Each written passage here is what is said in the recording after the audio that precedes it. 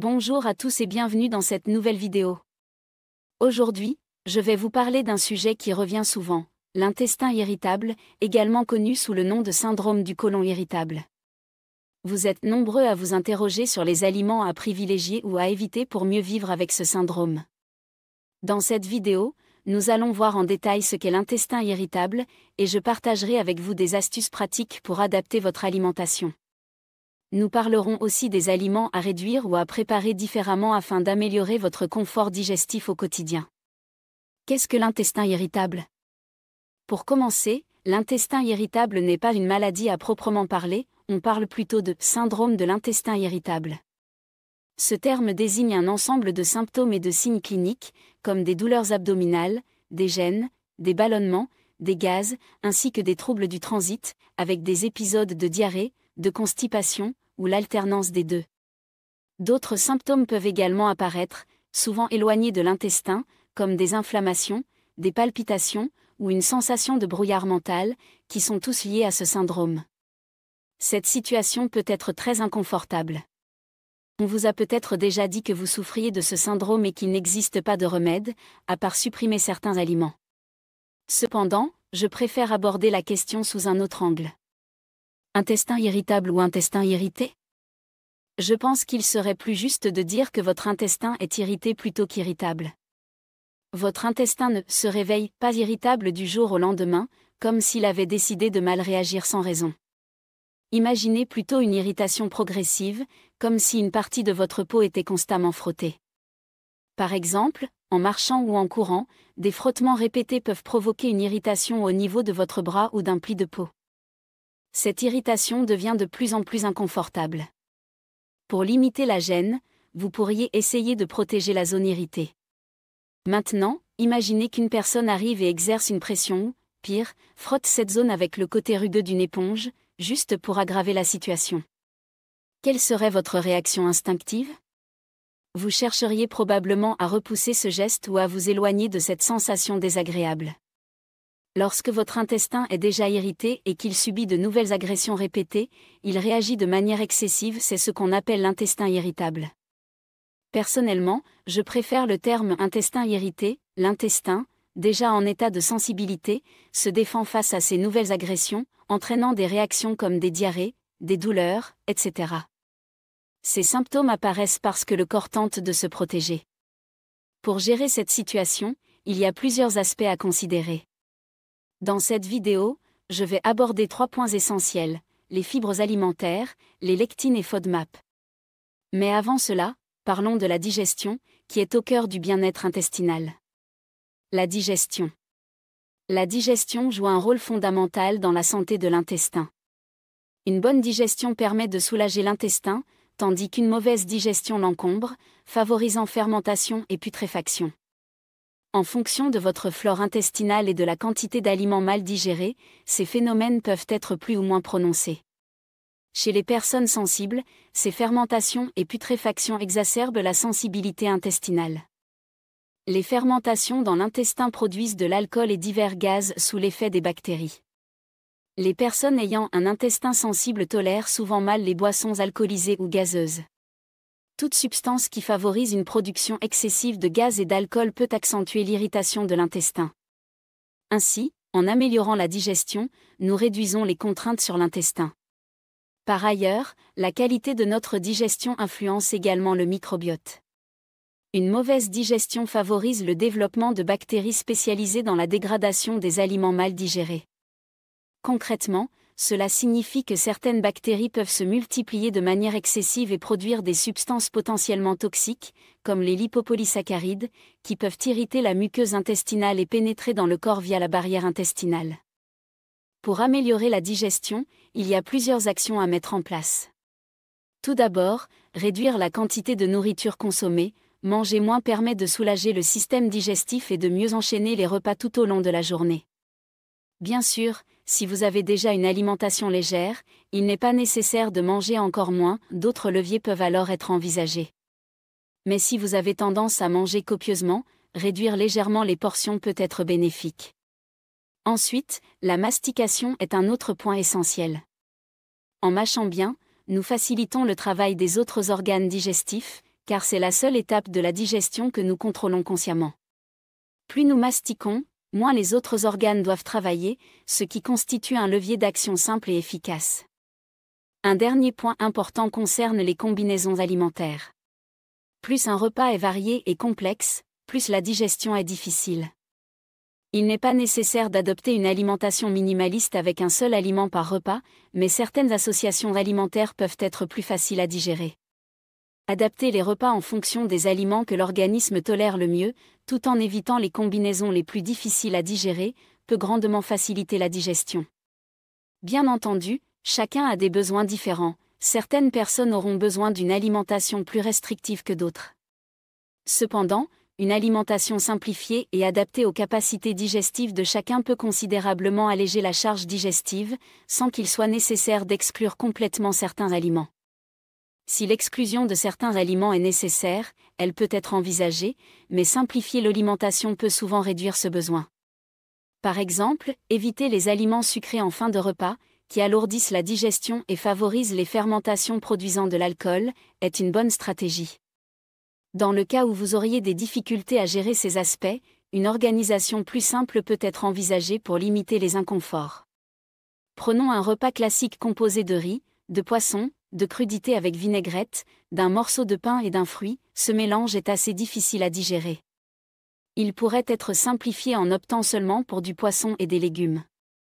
Ces ajustements sont à adapter selon chaque cas, mais simplifier les repas contribue significativement à alléger la charge digestive.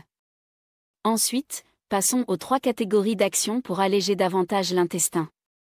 Si celui-ci est sensible, il est important de surveiller la consommation de fibres, en particulier les fibres insolubles. Ces fibres dures, présentes dans les céréales complètes, blé, riz complet, les légumineuses, la peau des fruits à coque, ainsi que dans les feuilles et légumes riches en cellulose, comme les salades et les choux, peuvent irriter la paroi intestinale. Bien que cela ne signifie pas qu'il faille totalement les exclure, leur réduction peut s'avérer bénéfique, surtout en cas de sensibilité digestive. Une petite quantité peut parfois être tolérée, mais en raison de leur effet abrasif, il est recommandé de les limiter si votre muqueuse intestinale est fragile. Pour la salade, par exemple, on peut opter pour des jeunes pousses plus tendres, contenant moins de fibres dures. Enfin, les fibres en général et les crudités méritent également une attention particulière.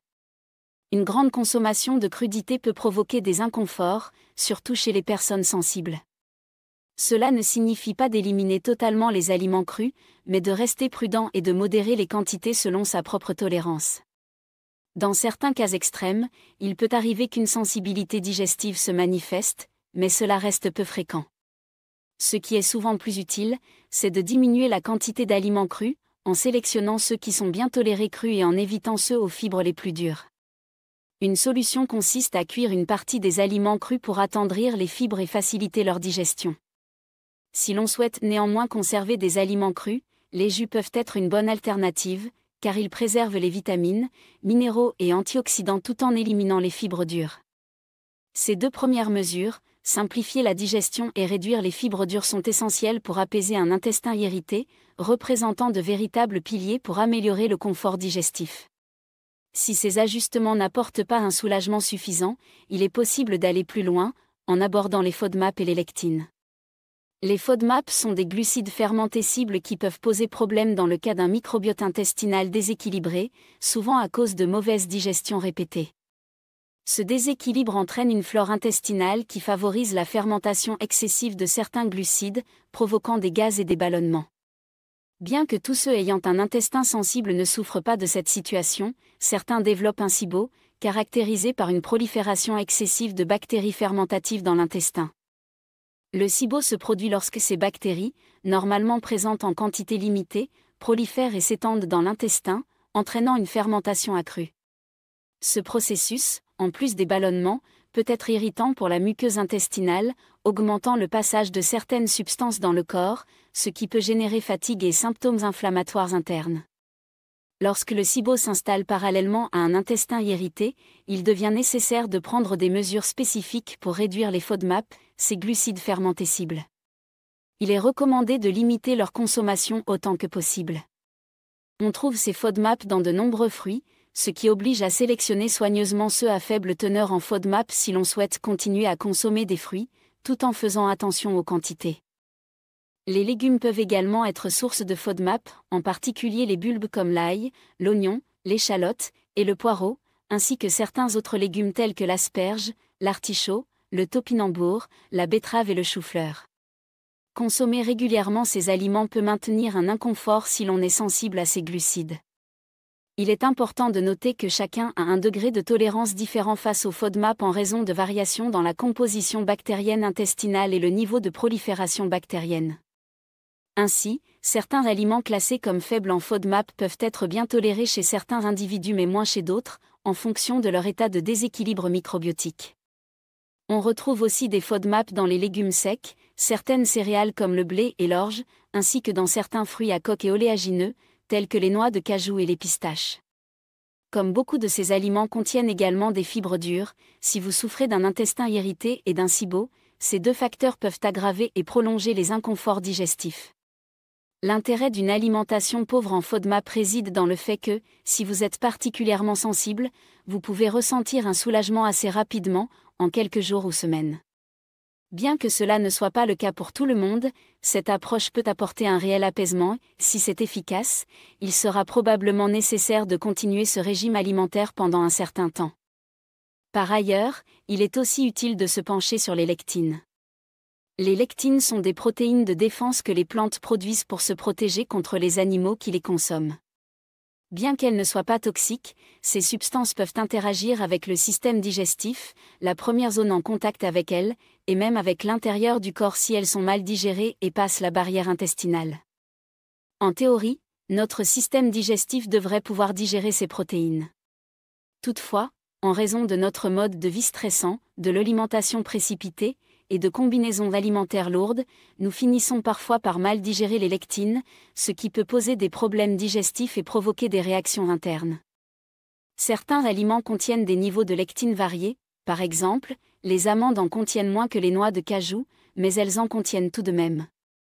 L'une des lectines les plus connues est le gluten, souvent pointé du doigt.